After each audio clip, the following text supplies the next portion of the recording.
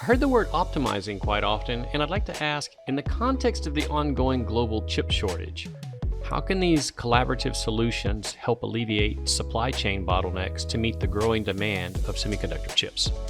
Well, Keith, this is Ken. What I would say is that if you have supply chain shortages and you can't build up as much material, if you can't build up as much material, then every die loss is a serious outcome. And so you want to be able to maximize the screening capability and minimize the overkill. So you have to use more sophisticated test methods in order to be able to make sure that every die you can find that it's a good die, that you can actually make it provably good and be able to sell it, and don't kill the ones that you might possibly be able to sell, even if it's a bin 2 type scenario where it's a diminished device. That takes a lot of intelligence in the test process in order to be able to do that.